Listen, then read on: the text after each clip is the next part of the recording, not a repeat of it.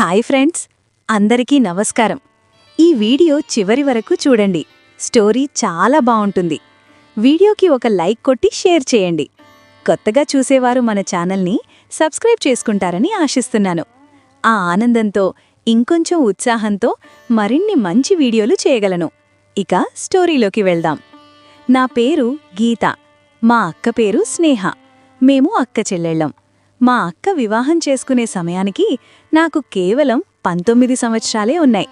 మా ఇద్దరి అక్క చెల్లెళ్ల మధ్య వయసు వ్యత్యాసం చాలా ఎక్కువగా ఉంది.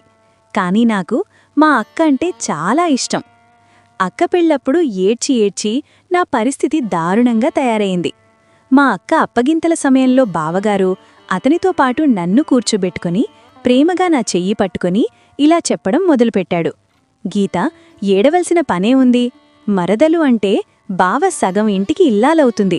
మా ఇంటికి ఎప్పుడు లావాలని నీ మనసుకు అనిపించినా అప్పుడు వచ్చేసేయ్, అది నీ ఇల్లే అనుకో అని చెప్పాడు. మా బావగారి మాటలు విని నేను చాలా సంతోషపడ్డాను. వివాహమయ్యాక అక్క బావతో వాళ్ల ఊరికి వెళ్ళిపోయింది.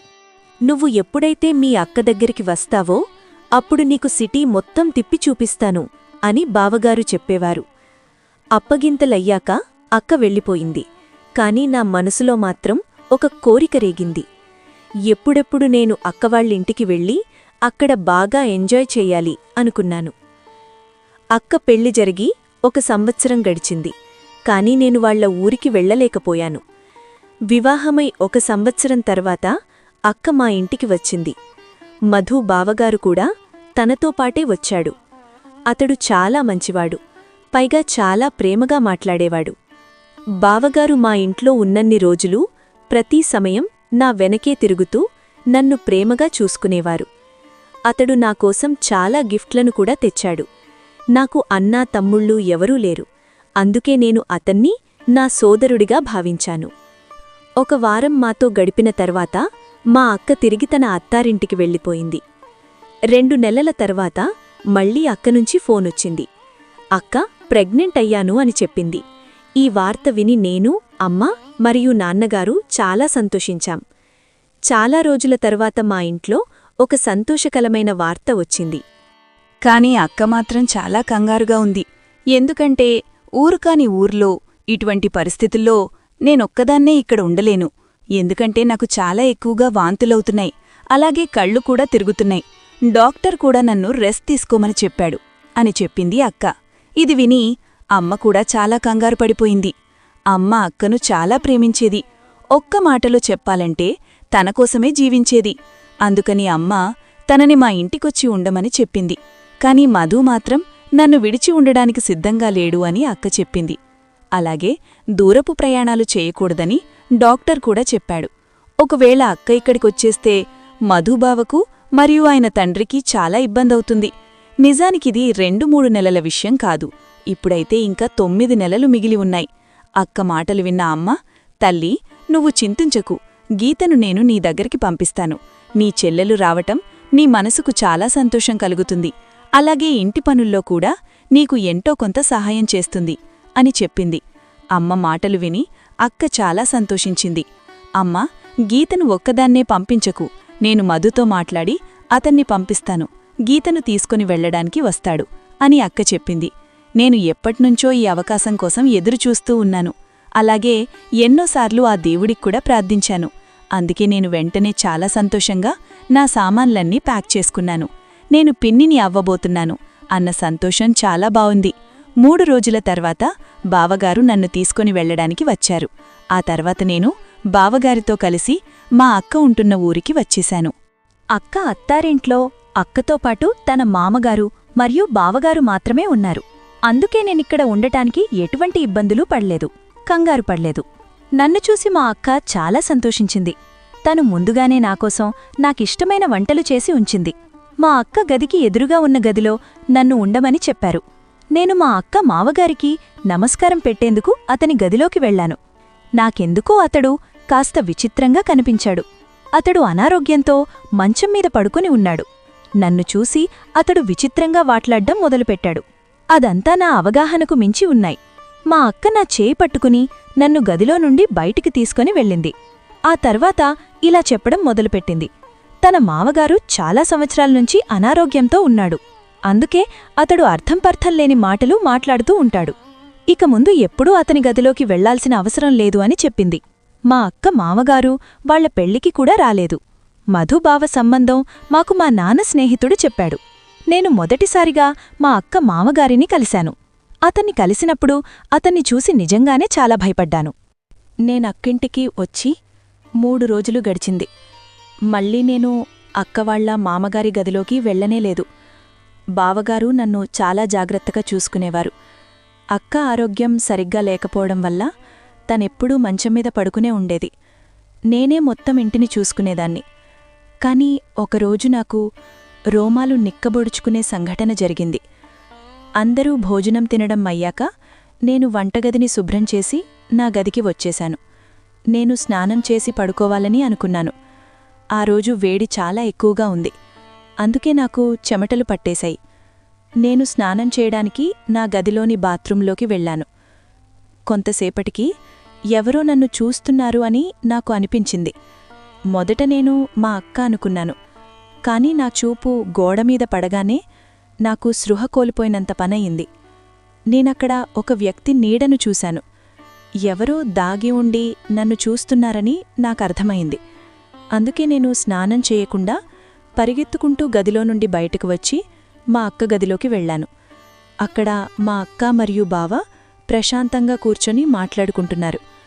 కంగారులో నేను తలుపు తట్టి వెళ్లడం మర్చిపోయాను. అక్కడ వారిద్దర్నీ ఒక్కచోట చూసి నాకు సిగ్గుగా అనిపించింది. నన్ను చూసి మా బావగారు లేచి నిలబడి, "లోపటికిరా గీతా, ఎందుకలా తలుపు దగ్గర నిలబడిపోయావు?" అని అంటుంటే ఏమి చెయ్యాలో నాకర్థం కావడం లేదు. బాత్రూం గోడమీద ఒక వ్యక్తి నీడ కనపడింది అని నేను వాళ్లతో ఎలా చెప్పగలను? అందుకే నేను మాట మార్చేసి పాల గురించి అక్కనడగాలి అని వచ్చాను అని చెప్పాను. "నువ్వు వెళ్ళి రెస్ట్ తీసుకో.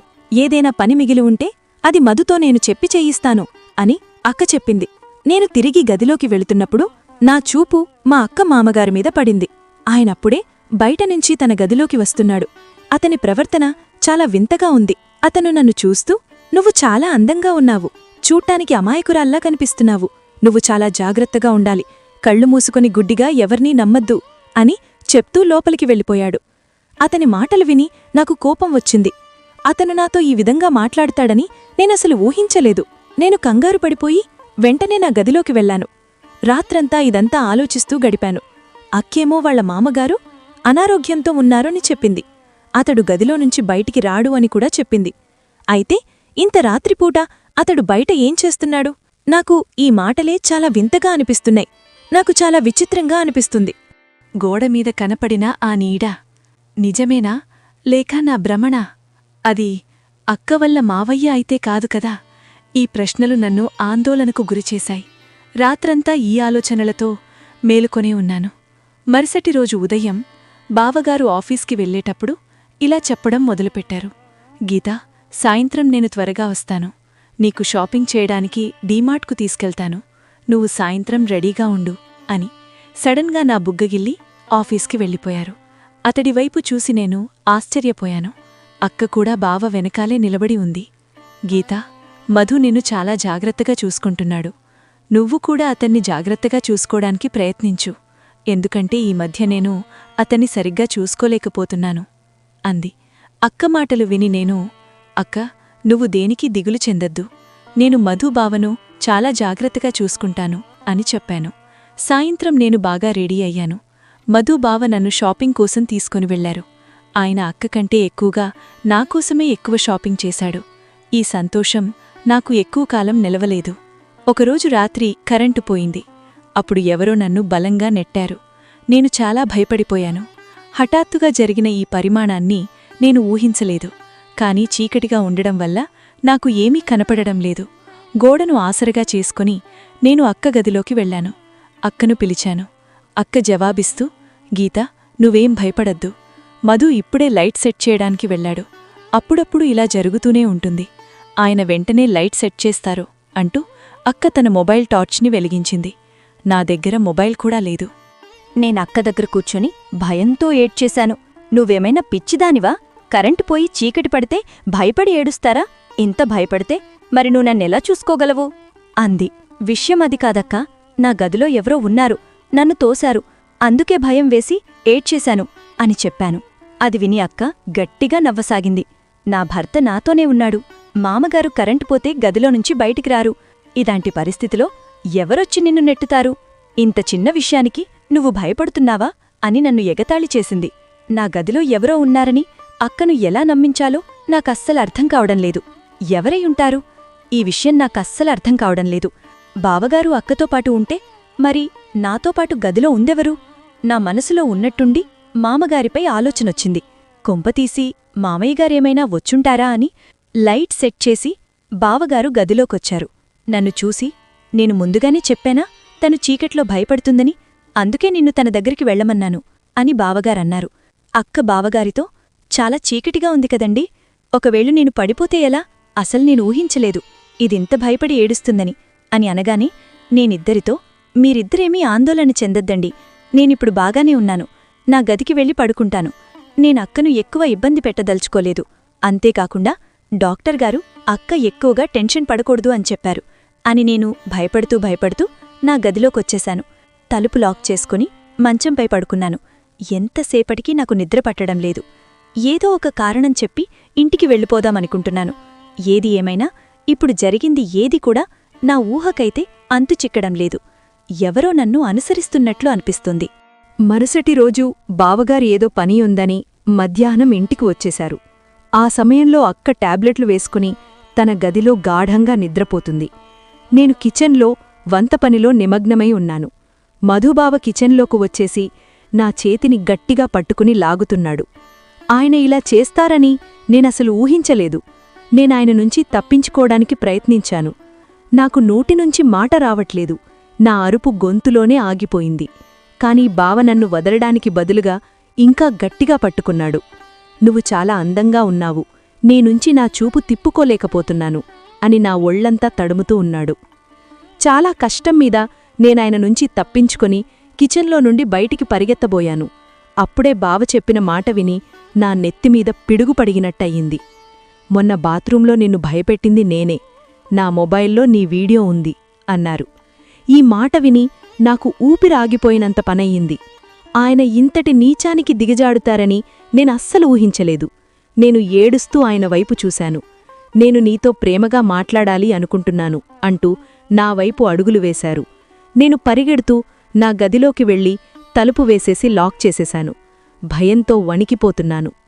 నేను ఈరోజు బావలో చూసిన ఆ రాక్షస రూపాన్ని ఇంతకుముందు ఎప్పుడూ ఎవరిలోనూ చూడలేదు. నేనాయన్ని నా అన్నలా భావించాను. కాని ఆయన నా జీవితాన్ని నాశనం చేసే శత్రువులా తయారయ్యాడు. ఆయన చూపు ఎప్పుడు నాపై పడిందో నాకస్సలు తెలియడంలేదు. నేందాన్ని గమనించలేదు. ఆయన ఆఫీస్కి తిరిగి వెళ్ళిపోయారు. నేను ఒక్క నిమిషం కూడా ఈ ఇంట్లో ఉండకూడదని నిర్ణయించుకున్నాను. సాయంత్రం అక్క నా దగ్గరికొచ్చేసరికి ఏడ్చి నా కళ్ళు బాగా లావయ్యాయి. ఆమె ప్రశాంతంగా, ఏం జరిగింది, ఎందుకు ఏడుస్తున్నావు అని అడిగింది. నేను అక్క దగ్గర నిజం దాచాను. ఎందుకంటే నేను బావ గురించి నిజం చెప్తే అక్క తట్టుకునే స్థితిలో లేదు. అందుకే నేను ఏడుస్తూ, నాకు అమ్మా నాన్న గుర్తొస్తున్నారు, నేనింటికి వెళ్లాలనుకుంటున్నాను అన్నాను. నా మాట విని అక్క నన్ను గుండెకు హత్తుకుంది. ఇంత చిన్న విషయానికేనా నువ్వు ఏడ్చి నీ పరిస్థితి ఎలా తయారు చేసుకున్నావో చూడు. నువ్వు ఏమీ బాధపడద్దు, మీ బావతో పాటు నిన్ను ఇంటికి పంపిస్తాను అని చెప్పింది. బావతో ఒక ఊరు నుంచి ఇంకో ఊరికి ప్రయాణమంటేనే తలుచుకొని నా రోమాలు నిక్కబుర్చుకున్నాయి. నేను వెంటనే అక్కతో, నాన్న నన్ను తీసుకుని పోవడానికి వస్తారు, నేను నాన్నతో వెళ్తాను అన్నాను. సరే, అయితే ఇది ఒక్కందుకు మంచిదే, ఈ నేపంతో అయినా ఒకసారి నాన్నను చూసినట్లవుతుంది అని. అక్క చాలా సంతోషించింది. అక్క మాట విని నేను కూడా సంతోషపడ్డాను. అక్క ఎప్పుడైతే నా గది నుండి తన గదిలోకి వెళ్ళిందో నాకు గట్టిగా అరుపు వినపడింది. నేను వెంటనే అక్క గదివైపు పరిగెత్తాను. అక్కడ ఉన్న సన్నివేశాన్ని చూసి నా ప్రాణం పోయినంత పనయ్యింది. అక్క మంచం పక్కన పడిపోయి ఉంది. తన కడుపు పట్టుకుని గట్టిగా కేకలు వేస్తూ బాధతో అరుస్తోంది. నేను అక్కను లేపి మంచంపై పడుకోబెట్టి చాలాసేపటి వరకు అక్కకు నీళ్లు తాపించి కావలసిన మందులిచ్చాను. కాని అక్క పరిస్థితుల్లో ఎటువంటి మార్పు రాలేదు. అక్కతో డాక్టర్ దగ్గరికి వెళదాము అన్నాను. కాని అక్క నిరాకరించింది. అక్క నా చెయ్యి పట్టుకుని, గీతా, నువ్వు నన్ను వదిలి వెళ్ళొద్దు, నేను ఈ పరిస్థితిలో ఒంటరిగా ఉండలేను. ఈరోజైతే నువ్వు ఉన్నాదు కాబట్టి నేను కింద పడిపోతే నన్ను లేపి మంచంపై పడుకోబెట్టి నాకు సేవ చేశావు, నన్ను చూసుకున్నావు. ఒకవేళ రేపు నువ్వు వెళ్ళిపోతే, నాకు మళ్ళీ ఇలాగే జరిగితే నాకు నా బాబుకు రక్షణగా ఎవరుంటారు? మేము దిక్కులేని చావు సస్తాము అని చాలా ఏడ్చింది. అక్క మాటలు విని నేను చాలా ఆందోళనకు చెందాను. ఈ పరిస్థితుల్లో అక్కతో కొంతకాలం ఉండాలని నిర్ణయించుకున్నాను. అక్క, నువ్వు ఏమీ దిగులు పడొద్దక్కా, నేను నీతోనే ఉంటాను అన్నాను. నా మాట విని అక్క ఎంతో సంతోషించింది, నన్ను వాటేసుకుంది. కాసేపటికి బావగారు ఇంటికొచ్చారు. ఆయనకు జరిగిందంతా చెప్పారు. ఇది విని ఆయన కూడా ఆందోళన చెంది, నాతో వెళ్ళి మీ అక్కకు పాలు తీసుకురా అన్నాడు. నేను కిచెన్లోకి వెళ్ళగా కొంతసేపటికి బావ కూడా కిచెన్లోకి వచ్చి ఉదయం చెప్పిన దాని గురించి ఏం చేశావు అని అన్నాడు. నేను కోపంగా, మీకు సిగ్గులేదా?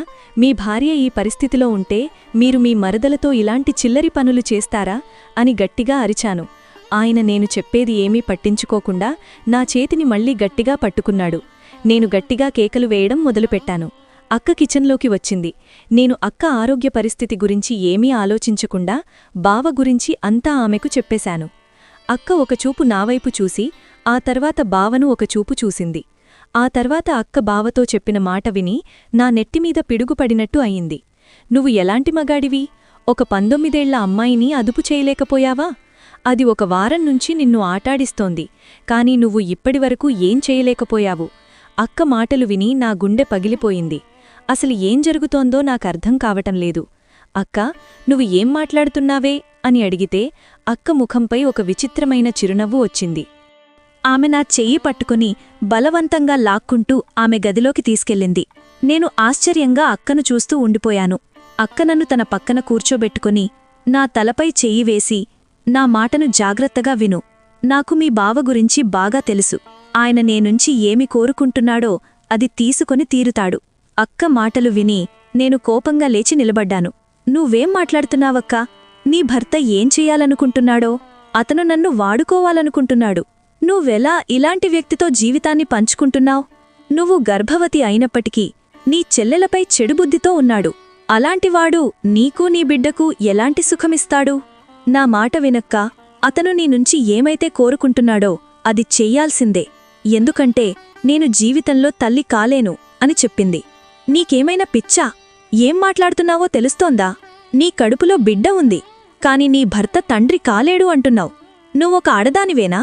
కాదు గీతా, నేను తల్లిని కాలేను. ఈ మాట తెలిసి నిన్ను ఇక్కడికి పిలిపించాను. నువ్వొక పిల్లాన్ని కని మాకు ఇవ్వాలి. మీ బావకు ఇంకొకరి పిల్లల్ని దత్తత తీసుకోవడానికి ఇష్టం లేదు. అతనికి తన సొంత రక్తమున్న బిడ్డ కావాలి. నాకు దీనికంటే వేరే ఆలోచన రాలేదు. నేను బయట వ్యక్తిని. నా సవతిగా తీసుకుని రావడానికి ఇష్టపడటం లేదు.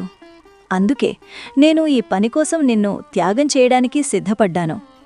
అందులోనూ నువ్వు నా సొంత చెల్లివి కూడా కాదు. నేను మధు నన్ను ఎంత ఇష్టపడుతున్నానో అతన్ని ఎటువంటి పరిస్థితుల్లోనూ నేను వదులుకోలేను. అందుకే నువ్వు గర్భం దాల్చి ఒక పిల్లాన్ని మాకందించినట్లయితే మాకు జీవితంలో పిల్లలు లేరు అనే లోటు తీరుతుంది. నేనిప్పటివరకు బావగారని ఒక విలన్గా భావించాను. కాని జరిగిన విషయానికంతటికీ సూత్రధారి అక్కే అనమాట. తన కుటుంబాన్ని జీవితాన్ని సంప్రాయించుకోవడానికి అక్కే నా జీవితాన్ని పణంగా పెట్టింది. నేను మా అక్క ముందు చేతులు జోడించి నన్ను తిరిగి ఇంటికి పంపించేయ్ అన్నాను. కాని మా అక్క నా ఒక్క మాట కూడా వినకుండా రాత్రి చీకట్లో అతని భర్త ఉన్న గదిలోకి బలవంతంగా నన్ను తోసే ప్రయత్నం చేసింది. నేనామెతో ఎంతో బ్రతిమలాడాను, నా జీవితాన్ని నాశనం చెయ్యొద్దు అని. చివరికి అక్క నన్ను బెదిరించడం మొదలుపెట్టింది. నువ్వు ఇప్పుడు ఒప్పుకోపోతే మధు నీపై బలవంతం చేసి నువ్వు ఎవరితో సంబంధం పెట్టుకున్నావని నీపై అపవాదం మోపి జీవితాంతం తల్లిదండ్రులకు నీ ముఖం చూపించకుండా చేస్తానని బెదిరించింది. నేను ఇలా అస్సలు ఎప్పుడూ ఊహించనేలేదు అక్క నాతో ఇంత కటువుగా వ్యవహరిస్తుందని. నాకు తెలుసు ఆమె నా సొంత అక్క కాదు అని, కాని నేను ఎప్పుడూ ఆమెలు నా సొంత అక్కగానే భావించాను. మా ఇద్దరి మధ్య తేడా చూపిస్తుందని నేను ఊహించలేదు. అక్క నన్ను బలవంతంగా బావ ఉన్న గదిలోకి తోయడానికి ప్రయత్నిస్తోంది. ఇంతలోనే మామగారు ఆయన గదిలోంచి బయటికి వచ్చి నన్ను అక్క చేతిలో నుండి విడిపించాడు. ఈ అమ్మాయికి ఏమైనా జరిగిందంటే మీపైన పోలీస్ కంప్లైంట్ ఇస్తాను అని అక్కకు మరియు బావని బెదిరించాడు. బావగారు వాళ్ల నాన్నపై దురుసుగా ప్రవర్తించారు, కాని ఆయన నా ముందు నిలబడి నన్ను రక్షించారు. నాకోసం వాళ్ల అబ్బాయితో గొడవపడ్డాడు. నన్ను ఆయన గదిలోకి తీసుకుని వచ్చారు. తల్లి, నాకు మొదటి రోజు నుంచి వీళ్ల బుద్ధిపై అనుమానం కలిగింది. నీ అక్కకు వ్యతిరేకంగా నేను ఏమైనా చెప్పి ఉంటే నువ్వు నమ్మేదానివా? నీకిప్పుడు అసలు విషయం తెలిసి ఉంటుంది. వీళ్లు మనిషి రూపంలో ఉండే రాక్షసులు. నా పెంపకంలో ఏదో లోపం ఉండి ఉంటుంది. దీనివల్ల నేనీరోజు ఈ దరిద్రాన్ని చూడవలసి వచ్చింది అని అన్నాడు. నేను మామయ్య ఫోన్ నుంచి మా నాన్నకి ఫోన్ చేశాను. నాన్నకు జరిగిందంతా చెప్పేశాను. మరుసటి రోజు ఉదయాన్నే నాన్న నన్ను తీసుకెళ్లడానికొచ్చేశారు. నేను మరియు మావయ్య చెప్పిన మాటలు విని నాన్న అక్కతో జీవితంలో ఎటువంటి సంబంధం ఉంచుకోనని బంధాన్ని తెంచుకున్నారు. ఆయన ఎప్పుడూ నన్ను అక్కను వేరుచేసి చూడ్లేదు. చివరికి అక్క నాన్న ప్రేమకు అభిమానానికి ఈ విలువ ఇచ్చింది. దాన్ని ఊహించుకొని నాన్న చాలా బాధపడ్డాడు. నేను ఎప్పుడు ఏ పుణ్యం చేసుకున్నానో మధులాంటి రాక్షసుడి బారిన పడకుండా ఆయన తండ్రి నా గొంతు విని నన్ను కాపాడ్డానికి ముందుకొచ్చారు. ఈ విషయం జరిగి చాలా సంవత్సరాలు గడిచిపోయింది. మాకు అక్కకు ఎలాంటి సంబంధం లేదు. కాని మా అమ్మ నన్ను మా అక్క ఇంట్లో ఉండమని పంపి చాలా పెద్ద తప్పు చేసిందనిపించింది. మరియు నేను మా బావని గుడ్డిగా నమ్మి అక్కడ ఉండడం ఇంకా పెద్ద తప్పు చేశానేమో అనిపించింది. నాతో ఏదైతే జరిగిందో అది ఊహించడానికి భయంకరంగా ఉంది. ఇప్పుడు సమాజంలో కూడా ఎవర్నీ గుడ్డిగా నమ్మడానికి లేదు. ఎవరి గౌరవాన్ని వాళ్లు కాపాడుకోవాలి. కొన్ని బంధాలు ఎలా ఉన్నాయంటే వాళ్ల స్వార్థం కోసం వేరే వాళ్ల జీవితాన్ని సులభంగా బలిచేస్తారు. జీవితమేమైనా వాళ్లకి ఎటువంటి బాధ ఉండదు. కేవలం వాళ్ల పని జరిగిపోతే చాలనుకుంటారు. ఫ్రెండ్స్, ఈ వీడియో చివరి వరకు చూసినందుకు ధన్యవాదాలు. ప్లీజ్ సబ్స్క్రైబ్ చేయండి, లైక్ చేయండి, షేర్ చేయండి, కామెంట్ చేయండి. Thanks for watching.